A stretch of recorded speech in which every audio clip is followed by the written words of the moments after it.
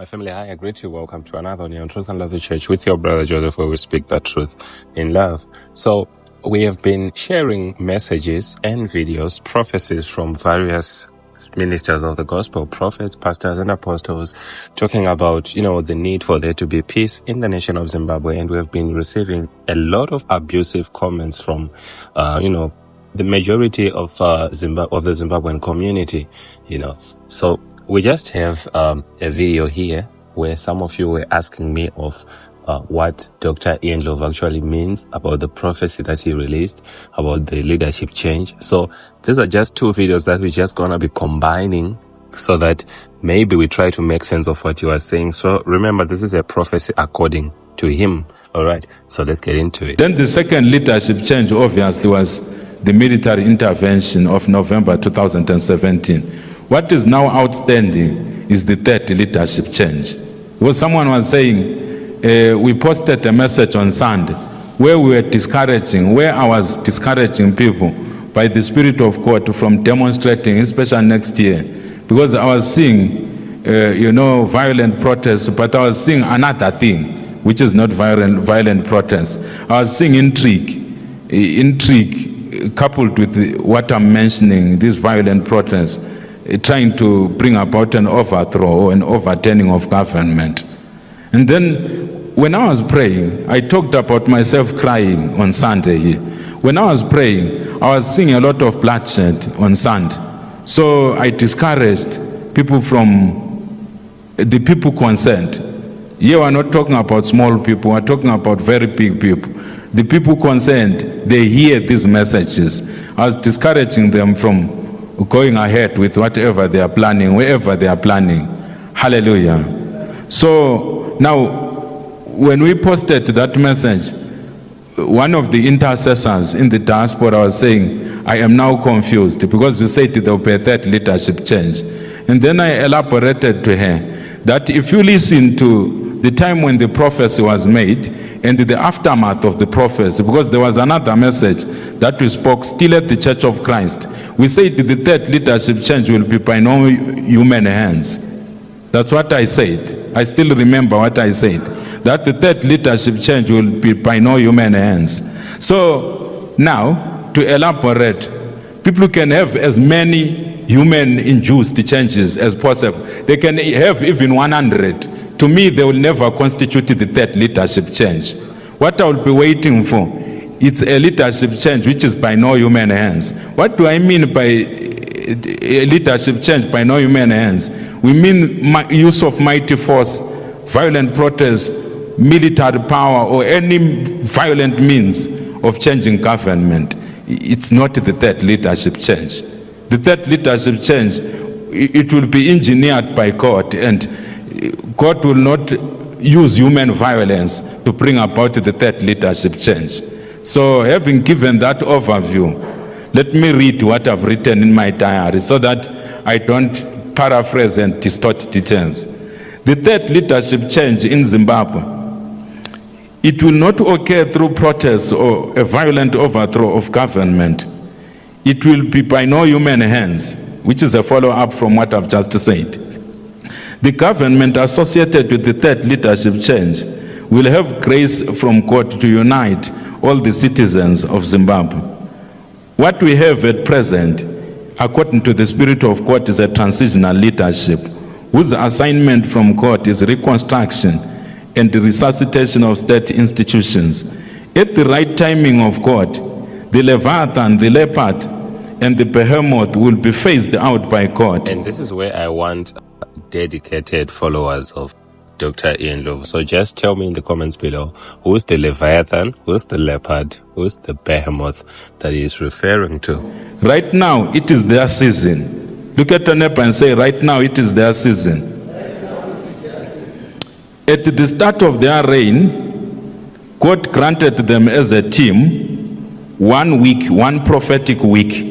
And from this we have gathered, from your comments and from what he has been saying, we've gathered that he is saying that the current president of Zimbabwe is supposed to be there from 2018 to 2025, because a week, biblically speaking, that's 7 years, all right? So that's what he's trying to say. Let's continue.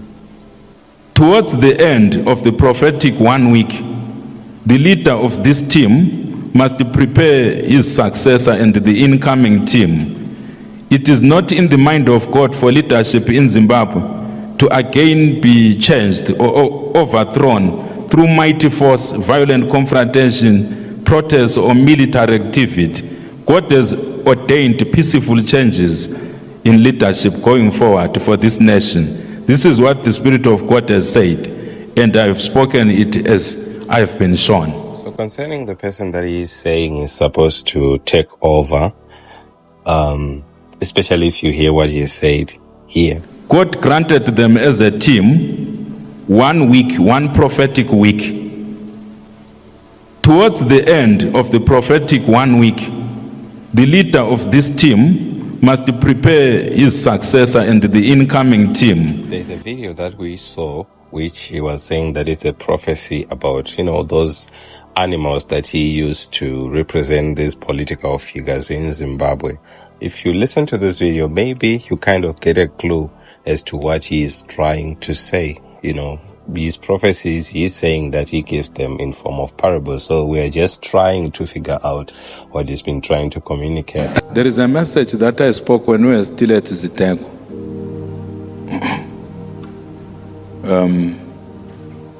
I want 4 men. I want 4 men. Yes. So, so it's a prophecy. Look at your neighbor and say it's a prophecy. Yes, just stand there. Just stand somewhere here.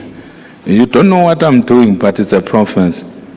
Yes, so you see, there is a prophecy that I articulated like this. When I came from the United States of America in 2018, you remember? And I spoke before people voted. I said, the will of God. When I spoke in 2018, I said the will of God is that we will call him Leviathan. You still remember those images? And then we are going to call him Leopard. And then we are going to call him Behemoth. You see now the prophets, maybe you've forgotten that terminology. And then, if you remember very well, there was a 4th current that I introduced. And I said, according to the mind of God, I spoke before the elections in 2018, and I said, after this process has been done of the elections in 2018, because the elections, they won't change anything. So I told you at the time that a window will be opened. Do you remember?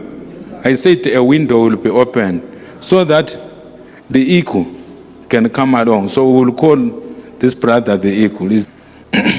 So very soon, when emotions are still heated like this, a window will be opened with the pressure from outside.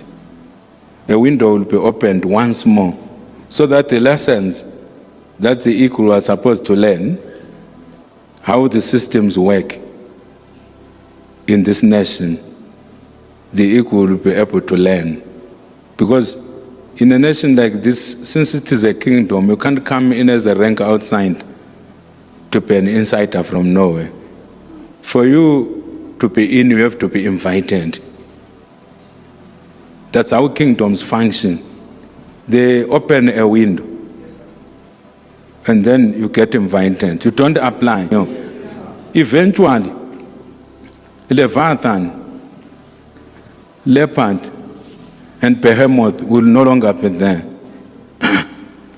But according to the mind of God, this equal, he has got a great role to play in the future. There is a message that I issued long ago. There are 2 of them that I issued long ago. The other one, because I don't respond to bloggers, I just let them speculate. Are we together, my brothers and sisters? Plus, for you, in a kingdom, to be trusted, you have to serve a bit. When David was anointed, 1 Samuel chapter 16, did he become a king the following morning? He became a king after 7 years. He underwent a lot of persecution. The persecution was meant to toughen his character, to produce stability of character, to produce patience, to produce magnanimity and humility. That's how God, if God has chosen you to be a leader, or God is positioning you to pay a leader, it doesn't mean that you will pay a leader overnight. That's not how things happen, especially in a kingdom. God has told me in my spirit that the way forward for this country is dialogue. Those who will take this country forward are those who will organize an inclusive process of dialogue, not a process of name-calling, mudslinging, insults, polarization and all of that stuff. Hallelujah. So we continue to see that with the help of the international community, Zimbabweans are going to dialogue. Whether they like it or not, they are going to dialogue. And when we dialogue, out of that dialogue, God will cause us to forge ahead and to move forward. I told you, I think we were in Harare, we were doing a revival in Harare, that they may try to run away from each other, but eventually they will unite and what? Dialogue. Hallelujah. So, a dialogue, that's what I'm sensing in my spirit. God will compel us through pain to what? To dialogue. Isn't it the language that we understand is pain, not revelation? So in as much as we understand the language of pain, if we need a bit more pain, God will add a bit more pain until we say yes. Look at your neighbor and say, until we say yes. Yes. So right now we're drawing very near. So listening to everything that he has said, we can actually, these are just my assumptions, I actually think that the Leviathan he's talking about is the current president of Zimbabwe. And the other two animals, what's the name? The leopard or the behemoth. I believe those are the two current vice presidents. And then the one that he's calling the eagle, it has to be the opposition leader. The main opposition leader who was contesting in the 2018 elections and the 2023 elections. So this is the person that is saying that there's going to be a window for dialogue and is going to be allowed into the political party and is going to be groomed and trained, and he has to serve for some time so that he learns how the systems are like, in that political party, so that he then performs that leadership role that he's talking about. So I believe in all totality, that's Dr. Ndlovu's prophecy about Zimbabwe. If you have a different understanding, do share your thoughts in the comments below. I just felt we have to discuss this so that we put this thing to rest, because, on our platform, we don't talk about Zimbabwe only, we talk about other countries. So now that we have discussed this, I believe, concerning Dr. Ndlovu's prophecies about Zimbabwe, this has to be the last video, unless there are other videos that you may want to share with me. So I'll meet you in the next one. As always, like, share, comment, and subscribe. God bless you.